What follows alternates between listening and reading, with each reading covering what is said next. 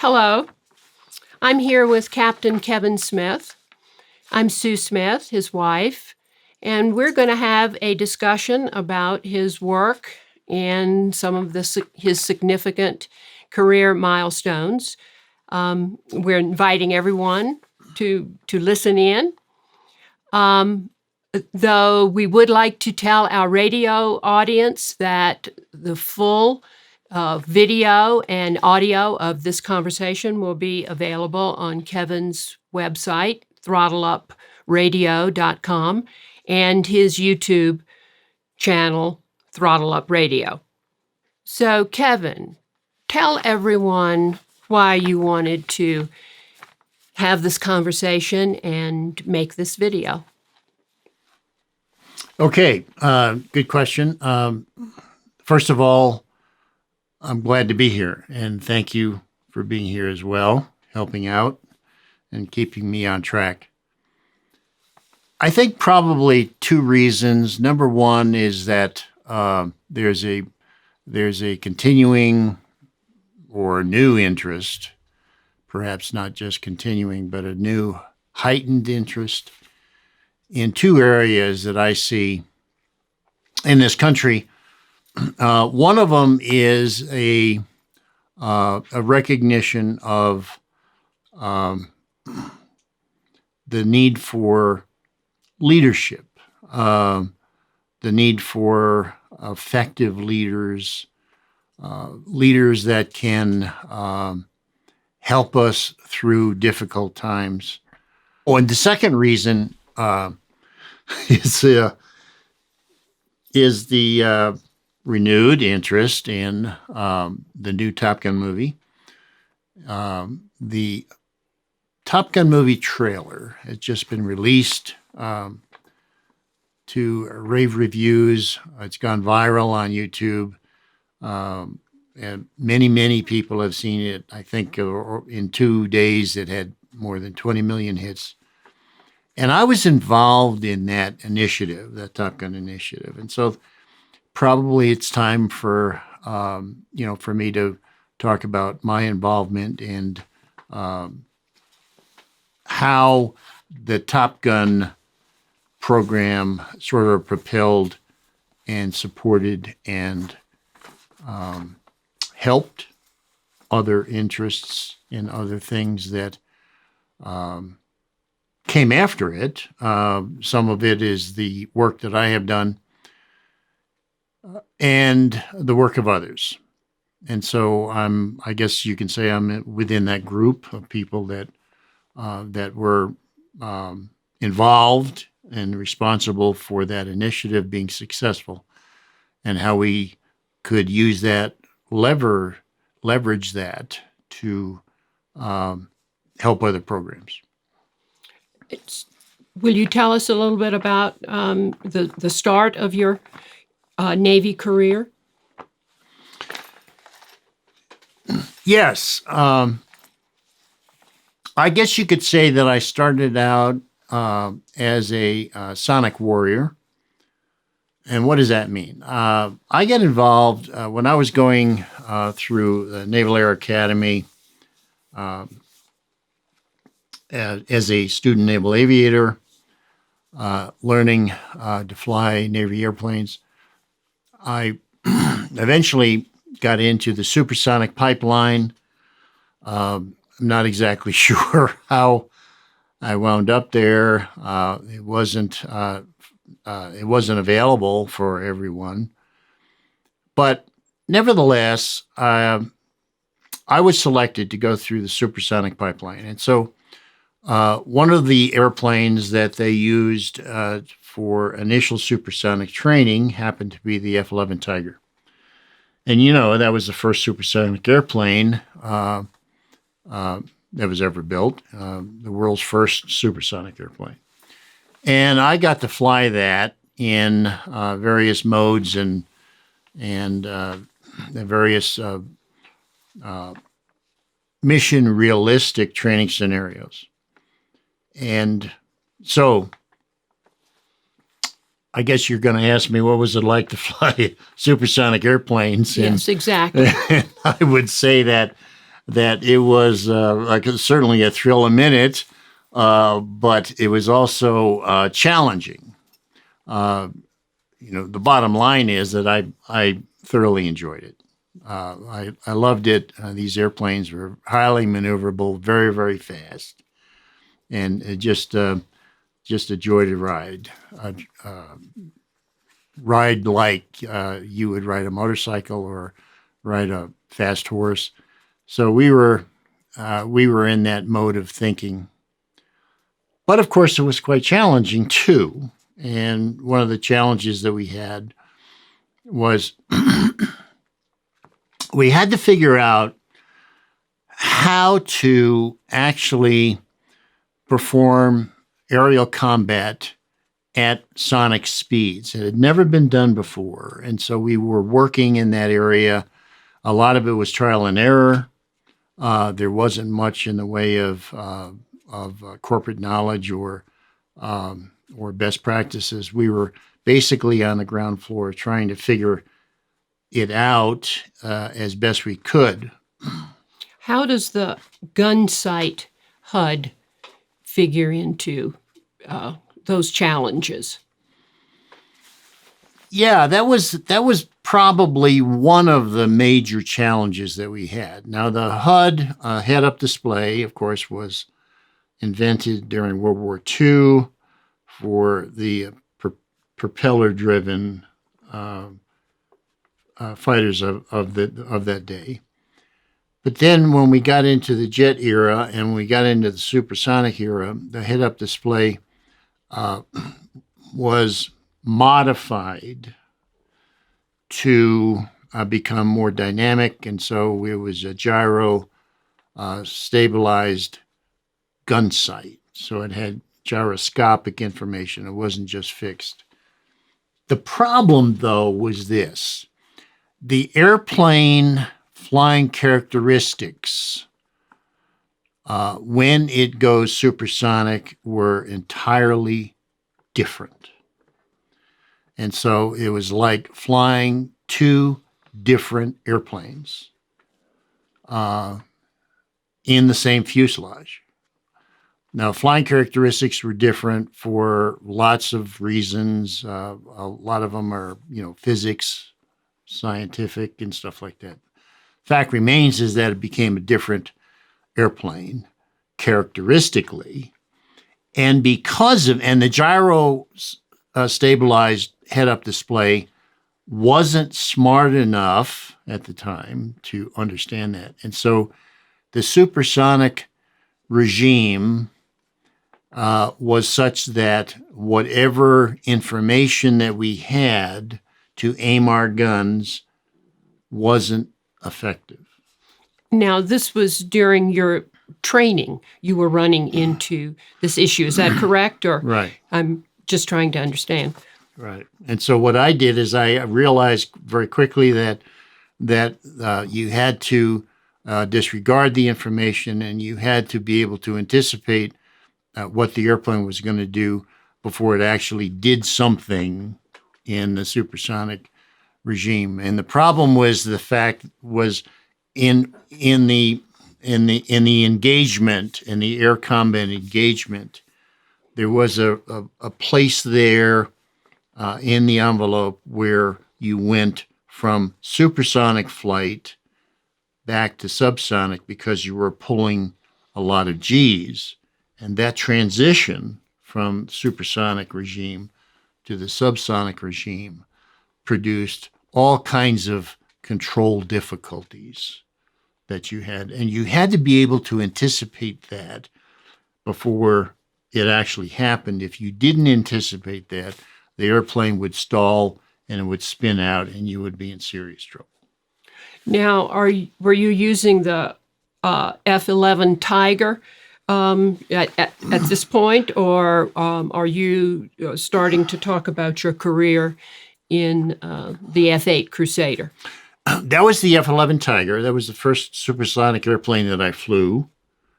And then I quickly transitioned into the F-8 Crusader, which was a remarkable airplane, and it stayed in in the fleet operation for a very long period of time. It was very, very advanced airplane. I loved it, by the way. It was carrier based, as it turns out, and it was the first airplane to exceed 1,000 miles an hour. Airplanes I were flying at that time were brand new, and they were delightful and very, very responsive and extremely high performance airplanes. What time frame was this? What year? This was mid 1960s is when I started flying the supersonic FA Crusader. I'm kind of surprised that a lot of people don't understand the history of aviation, but nevertheless, I think it has an amazing story to tell. The airplane and my involvement, I think, is important as well. The FA Crusader was the only airplane that was awarded the Collier Trophy and the Thompson Trophy. So you're going to explain what those awards meant. Those awards basically, for lots of reasons, but the Collier Trophy and the Thompson Trophy were awarded to that airplane and the design team because it actually set a number of speed records. Some of those speed records have never been duplicated. Give you an example, one of the things that was extremely important during that period of time was to be able to launch from an airport or an aircraft carrier and climb at an extremely rapid rate to intercept high altitude bombers. And that was one of our major jobs as fighter pilots. The airplane could actually go from zero airspeed to 35,000 feet at Mach 1 in 5 minutes. Sounds fast. It's 5 minutes. You can be intercepting the enemy bomber in 5 minutes. It was off of the carrier. Off of the carrier, yes. Amazing. 5 minutes, and it was really quite remarkable. We used to have this maneuver. This is kind of fun, and I used to love to do it. We had this maneuver at that particular point in time when you reach 35,000 feet. The nose of the airplane was so high that it was actually difficult and uncomfortable to push it over because you would go into zero G's and things would fly over the cockpit and you would feel kind of funny and stuff like that. So we used to do what we call the burner roll, where we would actually do an aileron roll and come back to a level flight. So that was kind of fun. I used to love to do that. Okay, so the F-8 was, and to end the discussion on the F-8 and to move on to the next big story was the F-8 was that airplane that had the conventional weapons for a fighter, which were guns. Okay, guns, they were around for a long time, right? Since World War I. So World War I, fighter airplanes had guns, and the F-8 Crusader had guns as well. They were actually pretty big guns. They were 20 millimeter cannons, so they were not machine guns. 50 calibers were machine guns, but the 20 millimeters, they were considered to be cannons. And so we had 4 of them. We had 4 20 millimeter cannons, but also we carried the first generation missiles, which were called Sidewinders. They were heat-seeking missiles. And that made it a formidable weapon system. It was quite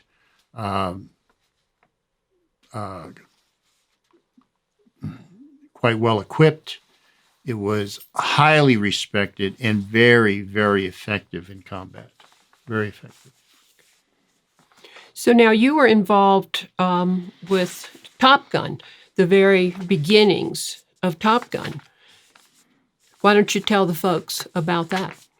Yeah, that's, that I guess you can say that was the beginning of my journey, although my journey started as a training to be a sonic warrior, going through the supersonic, first supersonic era. But then Top Gun popped up on the radar, so to speak.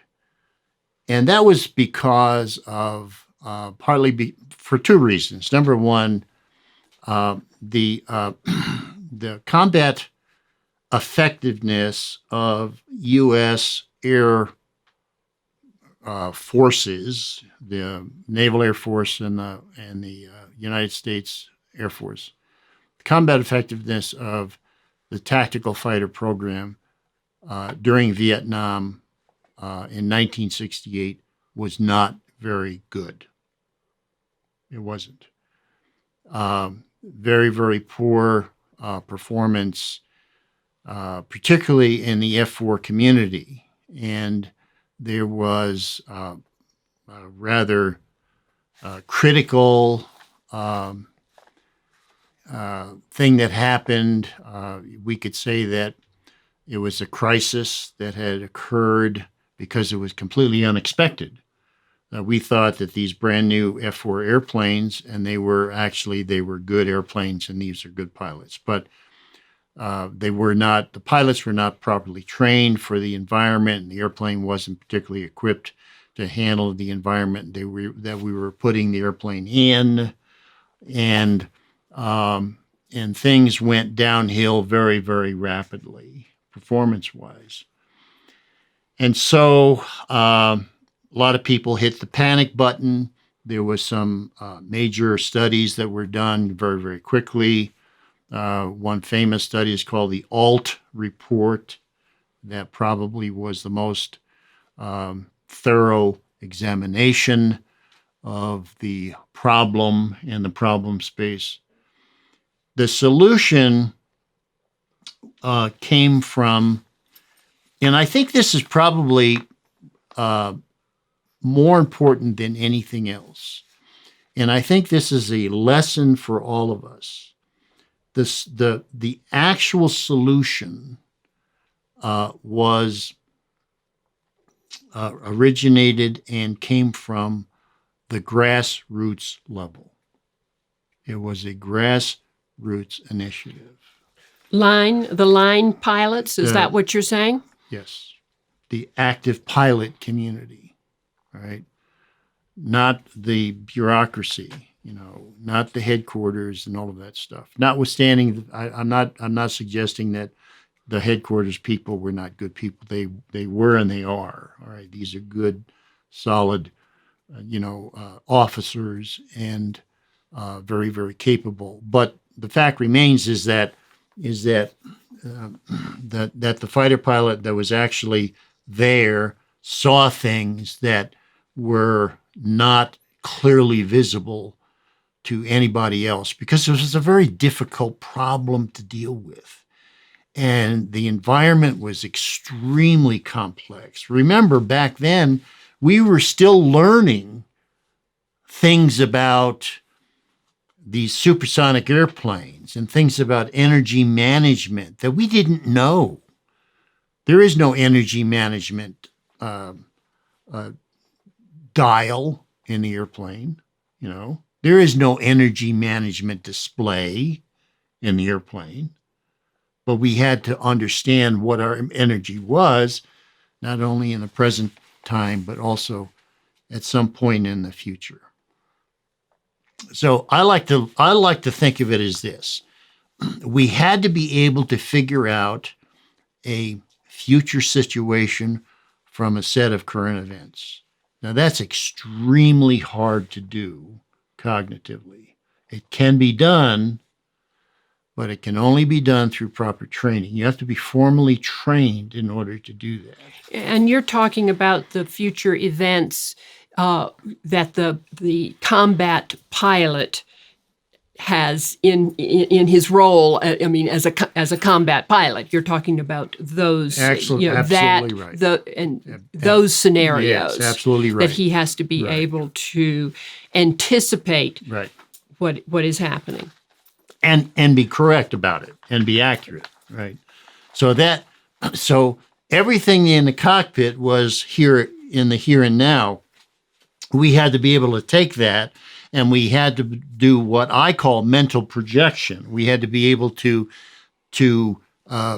figure out accurately where the enemy airplane was going to be, not where it is now, but where, based upon what our understanding of the performance characteristics of our plane and the enemy's airplane. I used to teach this, right? And I would tell my students that you not only have to fly your airplane, but you actually have to fly the enemy airplane as well. You have to fly both airplanes simultaneously, and you have to be able to anticipate not only where your airplane can be, but where the other airplane will be. So that was extremely important. That was not known up to this point. The other thing was that the missile technology, missiles were new. They were a new thing that humans had just come up with.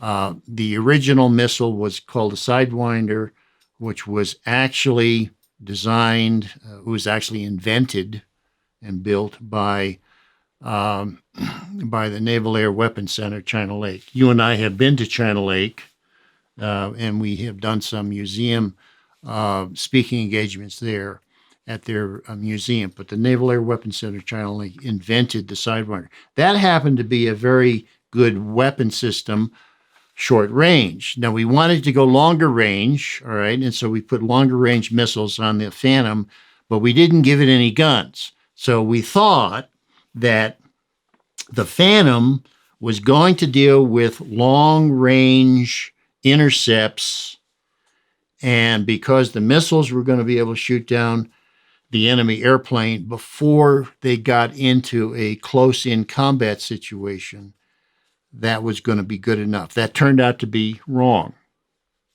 It was a wrong assumption. And so the Phantom was faced with what we call close-in air combat, or another term that is used is dogfighting. Okay. The Phantom was faced with close-in, and the crews didn't know how to do that because they weren't trained. I was then asked to help train the crews in close-in air combat actually before they went to Vietnam. Now, up to this point, they were learning on the job once they got to the combat zone, which turned out to be a rather poor solution to a very difficult problem. It wasn't very effective. So the idea was, well, that doesn't make any sense. Let's prepare them for close-in combat before they actually do have to deploy to a combat zone. And my job, I may have been the first pilot assigned to this, my job, and this was grassroots, by the way, right? Because the Phantom community, when I was stationed at Oceana, and you were there with me, remember that? Well, the Phantom community they were screaming for training, and they came to my squadron, and we were flying the FA Crusader, and our airplane almost identically matched the enemy airplane in performance, the MiG-21. And so that grassroots effort basically generated this Top Gun initiative. I may have been the first Top Gun pilot assigned to that role.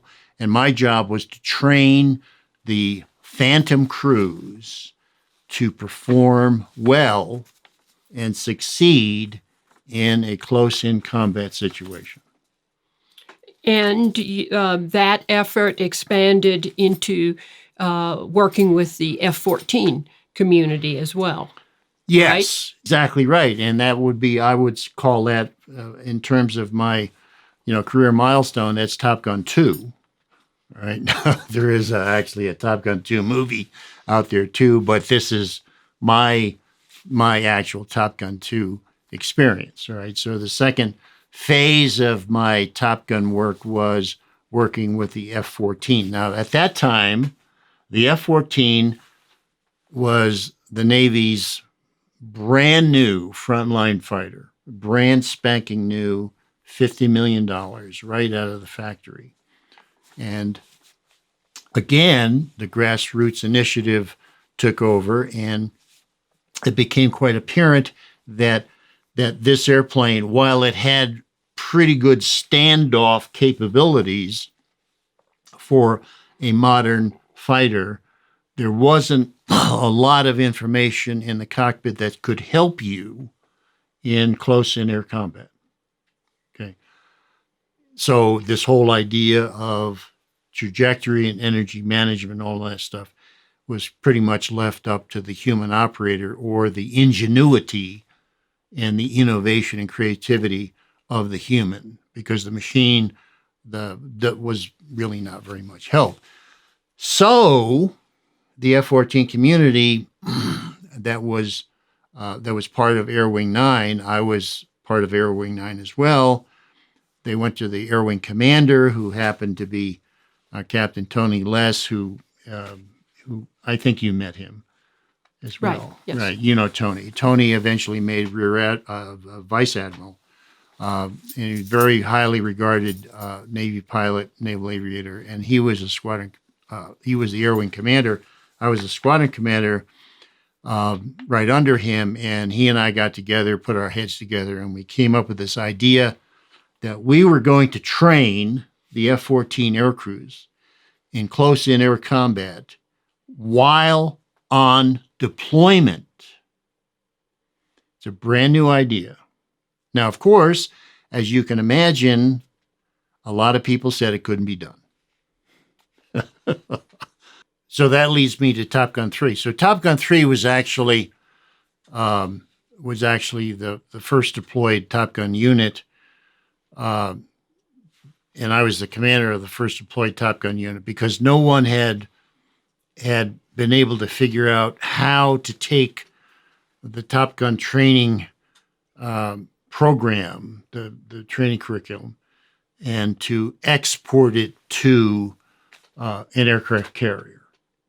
All right, so that was a brand new idea, way outside the box, and so they worked together. So training the F-14 crews in close-in air combat was an important job that had to be done, because they were not particularly proficient in that area. So what we were trying to do is we're trying to optimize human performance when humans have to perform complex activities. That's what we're trying to do, right? It's not easy. It has to be done, right? We really didn't have any choice. You can't just say, I give up and go home. You're on deployment on a carrier, right? You're the tip of the spear. So we had no choice but to do the best that we possibly could.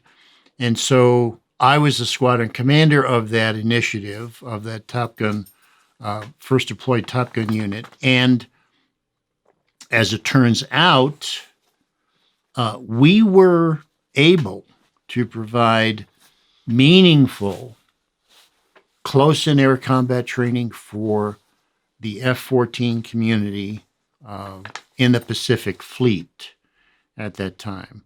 You won an award And yes, for your efforts, yes, right? Yes, I did. Yes, I was a citation and a medal. So I was I was glad. I mean, a bit humbled about it, but certainly I was grateful that that it was recognized. It was, in fact, quite a difficult challenge, as it turns out. There's a lot of moving pieces there when you try to take this stuff on a carrier. There are a lot of moving parts, a lot of things that could go wrong. Not the least of which you could have some serious accidents.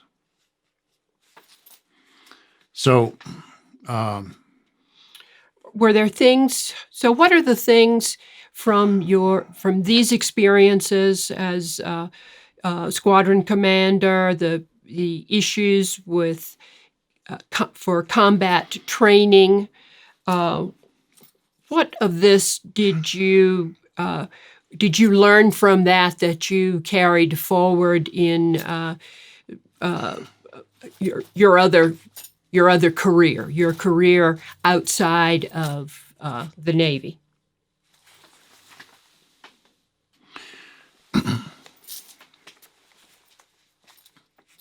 well, the first thing that comes to mind is that everything that we thought we knew about uh, performing well in a very dynamic, fluid, complex environment like aerial combat turned out to be wrong.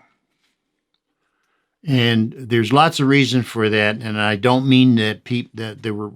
I'm not talking about people were not doing the very best that they could. They all were, but there was a lot of misconception about what actually constituted those things that could optimize human performance. I'll give you an example. I used to take new fighter pilots out and train them in all of these maneuvers, all of these complex, combat maneuvers. And I quickly learned that before I got into any of the specifics of maneuver warfare, I had to address two things right up front, and they were non-technical things. The first thing I had to address is I had to break through the fear barrier. I had to prove to these young pilots that the airplane was not going to kill them, that I was not going to kill them in my close-in maneuvers, and they should not be afraid. The second thing I had to do was I had to make sure that they had enough self-confidence that I could actually train them in these complex maneuvers. So self-confidence was the second thing. Both of those things were non-technical, right? But vital. I mean, if I couldn't do that, I would fail in my job as a Top Gun instructor.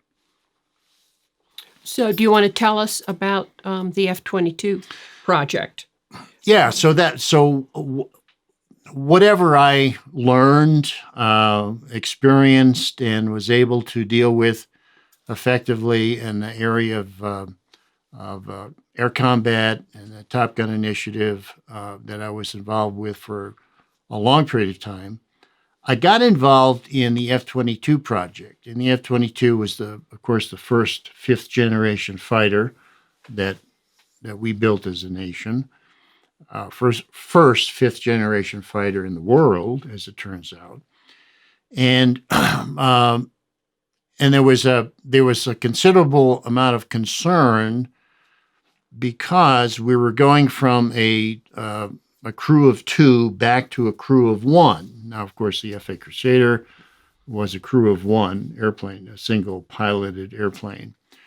But the F-4 and the F-14 were a pilot and the naval flight officer in the back, the weapon systems operator. So it was a crew of two.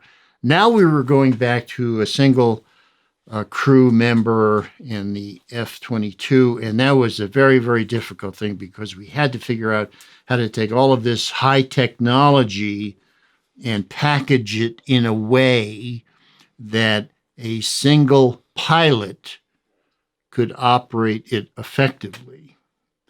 And that was a huge challenge for the industry, a huge challenge for the Department of Defense, and a huge challenge for the research community. We had a lot of research involvement. For example, There was a component of the program that was being funded by DARPA, all right, Defense Advanced Research Project Agency, was involved in this initial design efforts. And so I was brought in to help with the cockpit environment, all right, the flight deck, because it had to be designed in a way that it could accommodate a single crew member. Yeah, and this was after your active duty days, correct? Right. Yes. I had retired from the Navy, and then I was asked by Lockheed to come in and help them out with the design of the crew station for the F-22. Right. And you worked on design specs, or In fact, that's a really interesting question because when I first went in there, everybody thought we were going to deal with whatever information was being presented on the flight on the displays. These were glass. We call them a glass display or a glass cockpit. They were multifunction displays, and so you could throw a lot of information. And so everybody thought that I was going to be dealing with the display features. As it turns out, I did deal with some of the display features, but I quickly realized that there was something else that needed to be done, and that needed to be done before you actually designed the display features. And that was to consider very, very carefully what is your design model by which you are able to create these display features that are agile and adaptive. So, in complex language here, you could say that what I was trying to figure out, or in the design team that I was on, we were trying to figure out how do you actually enable or make the cockpit systems agile and adaptive, right? The challenge was, how do you build a complex adaptive system? Simple, right? That's a simple phrase, but it's extremely difficult to do because the system has to know something that current systems don't. The system has to be able to recognize events before the pilot tells it. So a system has to be working with the flight crew and not after the flight crew has figured things out. The system has to be helping. And so the complex adaptive systems was the challenge. The problem was that the way we figure out the design model that we were using was created during the analog era, and it didn't work for digital systems. It didn't work. and so you discovered some new models for this. Well, we had to. Right. We had no choice but to come up with a different design model, right? We had no choice. We just, the current design model, which was technology driven, didn't work. It simply didn't work. It was bottom up technology engineering. It didn't work. It worked great for the analog systems, but for digital systems, it didn't work. And the other thing that we were asked to do, and this is extremely important, and probably the most important point. I wish I made this sooner, but the other thing that we were asked to do was somehow you have this digital environment, all right? You are living in a digital world now, and all these systems can actually communicate with one another, right? It was the first airplane that I don't know if you understand the terms here. I'm trying to make them simple, but it's the first data bus airplane. And what airplane was This that? is the F-22. The F-22. Right. So the first data bus tactical airplane, which means it had a 1552 data bus, which would basically meant that all systems could communicate with one another. The problem was if you can do that, then how do you integrate at a higher level? How do you create what we call higher order reasoning capability within the man-machine system? Extremely important to do such a thing. That design model didn't exist, and we had to create it. And who is we? The design team I was on. I actually was the gang of five. We were the Mavericks, you know. We were the outliers. You know, we were considered to be crazy.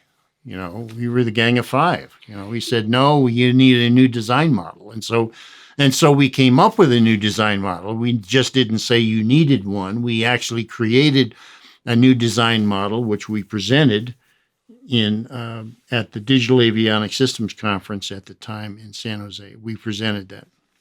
So on to your next big career challenge. What would you say that was? Well, the next big career challenge was airline pilot training. So after I finished my work on the F-22, and we did the best we could, we came up with some really good system concepts, and and that went on and did the best that it could. I think it probably could have been better, but that's just the nature of the world. The next big challenge was the 3 a.m. phone call. You probably heard of that.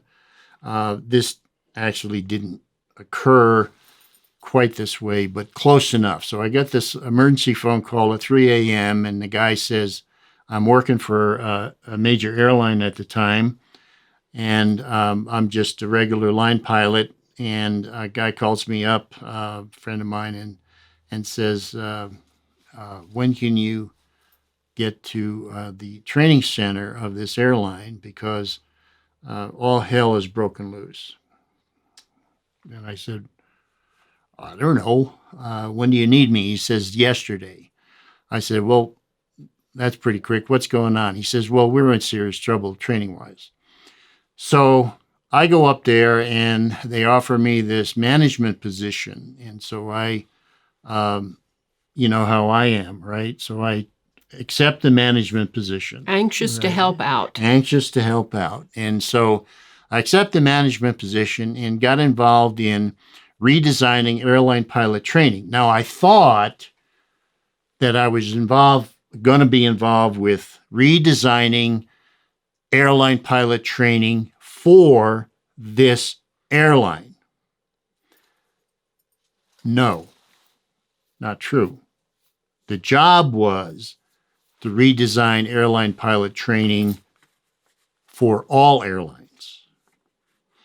So that meant that I was a member of a federal task force sponsored by the federal government, jointly sponsored by the Air Transport Association. So my job was to redesign airline pilot training for all U.S. carriers. And you're probably going to ask me, how did that work out? Kevin, how did that work out? Quite successfully, by the way, and all airlines are now using that training model. All of them, every single one. Most of European airlines are also using the training model. Same one. What was the motivation? What generated this industry-wide initiative? And it was motivated by rising accident rates that were being experienced in the airline industry back in approximately 1987. And a lot of concern within the industry, a lot of concern within federal agencies, and a lot of concern within Congress. And so they put together a blue ribbon task force under the Reagan administration, and the task force came up with a bunch of ideas. And one of the ideas was that the current airline pilot training program was kind of like frozen in time. It was difficult to modify it, and so we needed a new way to upgrade airline pilot training, and so Congress allowed us the flexibility to do that. And it eventually became known as the Advanced Qualification Program Initiative, AQP. And I was a member of the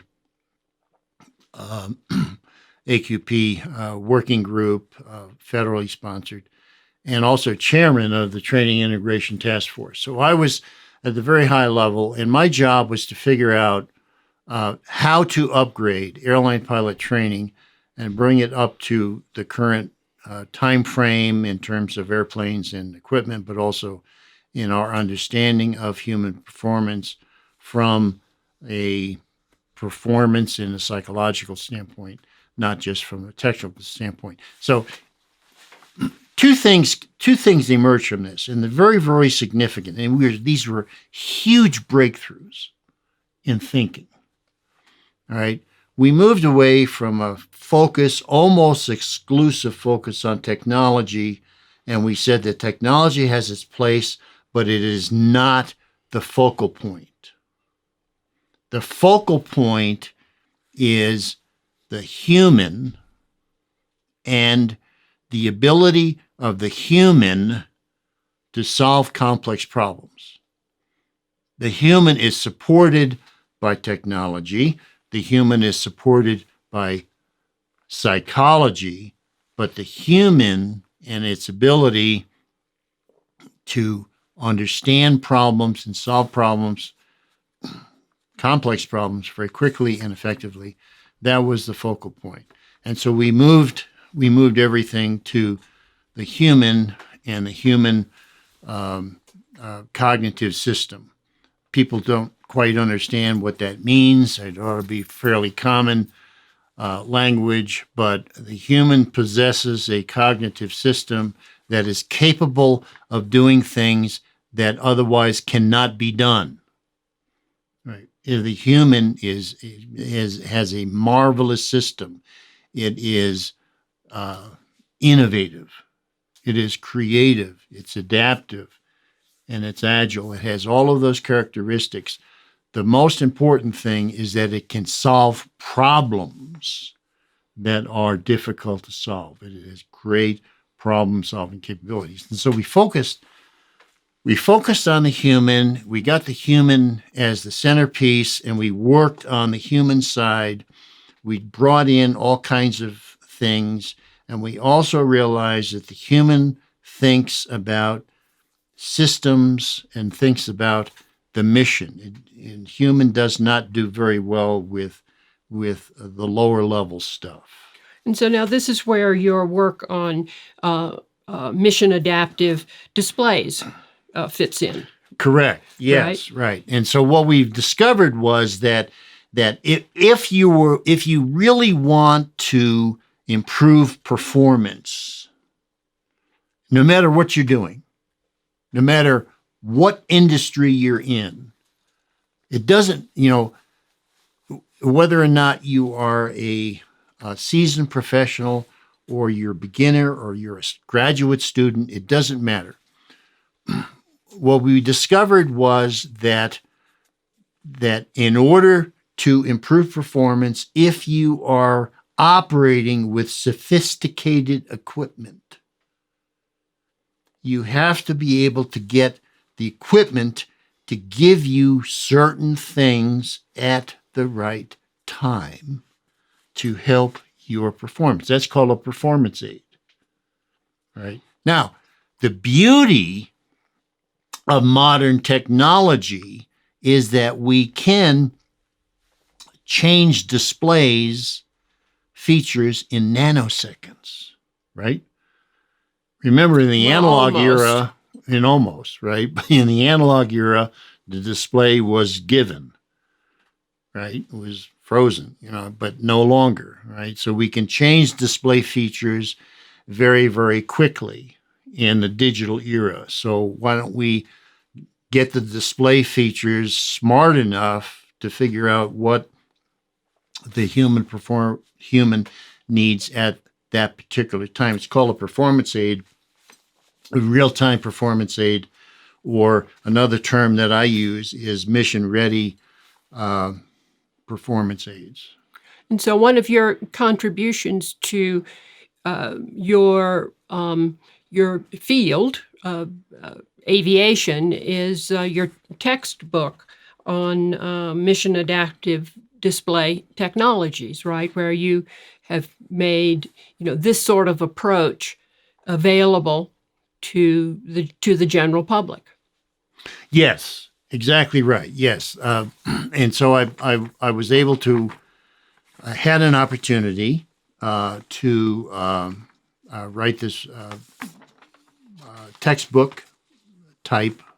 It's a research essentials book published by IGI Global, a large publishing house of technical material.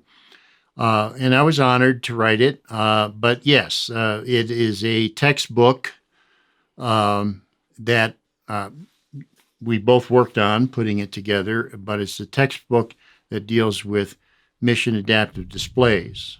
Another general term that we use is it deals with mission ready adaptive systems. The title of the book again is Mission Adaptive Display Technologies and Operational Decision Making in Aviation. It's a mouthful, but that pretty well describes what the textbook is all about. Now, what it does is it says, okay, if we are able to technically get the displays to modify themselves with a particular trigger, why don't we do it? All right. And you can say, well, Kevin, are the triggers there in the airplane already, or do you have to build the triggers and all of that stuff? The answer is no, the triggers are there. Right? We just have to recognize that the trigger's there. And then once we have the trigger, can it actually produce a display feature that would be considered to be a performance aid to help the flight crews perform better this complex activity? The answer is yes, you can do that technically.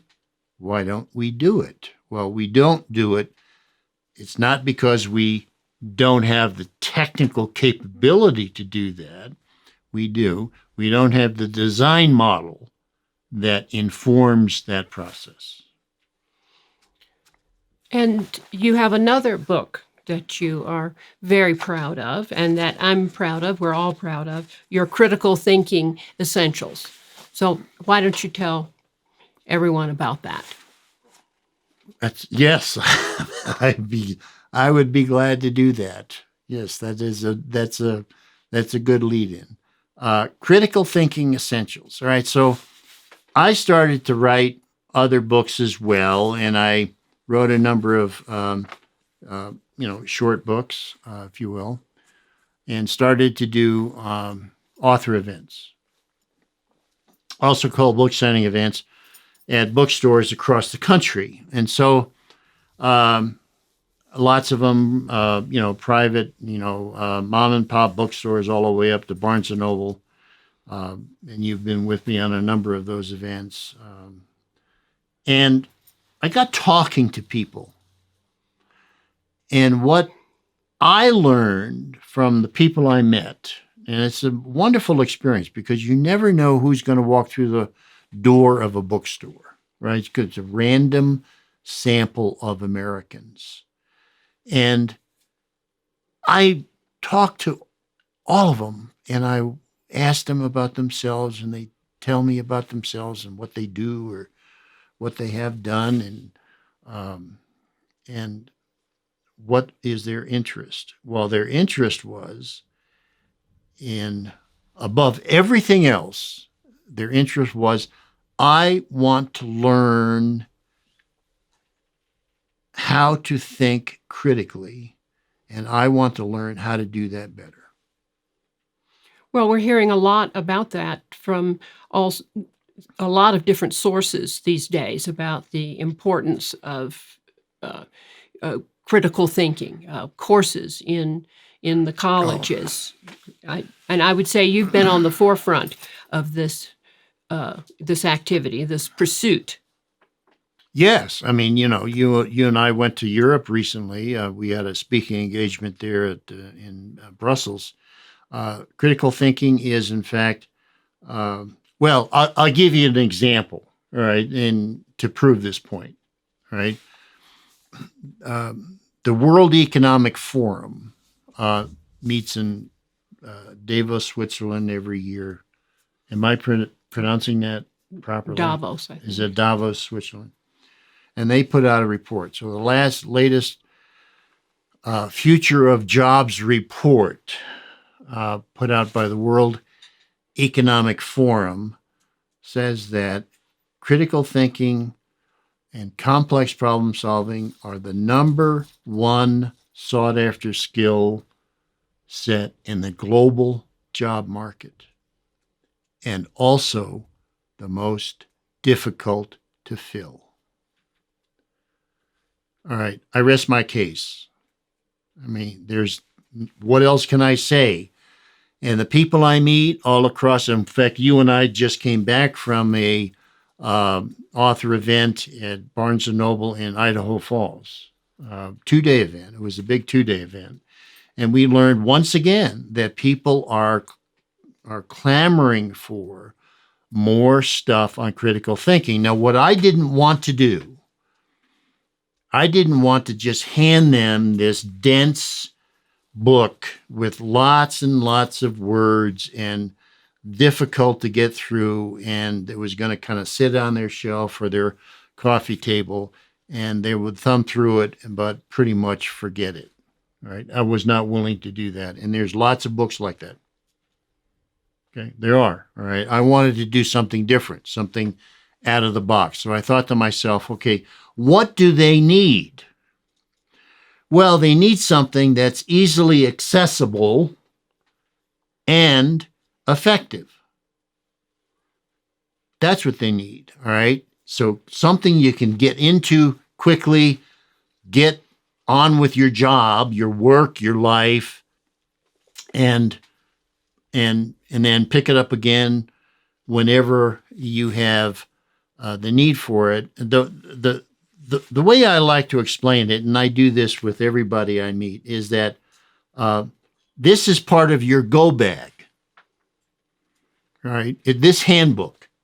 All right, it's part of your go bag. What is your go bag? Your go bag in the military, we always had one packed, right? Because you never knew when you were going to get called up and fly to the ends of the world to solve a crisis. But the go bag is when your organization or personally you have a crisis and you have to go someplace to solve it. That's part of your go bag. All right, that sits right next to your DOP kit. All right, you take that with you. The critical thinking handbook. essentials you take handbook. That with you when you go out to solve a critical problem. That's it. All right, and it takes you through the steps that you need to take. And one of the biggest problems we have is we tend to jump ahead without spending some quality time on defining the problem. What is the problem for which you seek a solution? A famous quote from Einstein, and I don't actually know if this is true, but I use it because it sounds good, and I think it is true. Somebody asked Einstein this hypothetical question. They said, if you had an hour to figure out how to save the world from annihilation, what would you do? How would you spend your hour? And he said, I would spend 55 minutes of that hour trying to figure out the problem. And the rest is simple mathematics. That was his answer. Well, mathematics right now are telling us that it is time to close our discussion.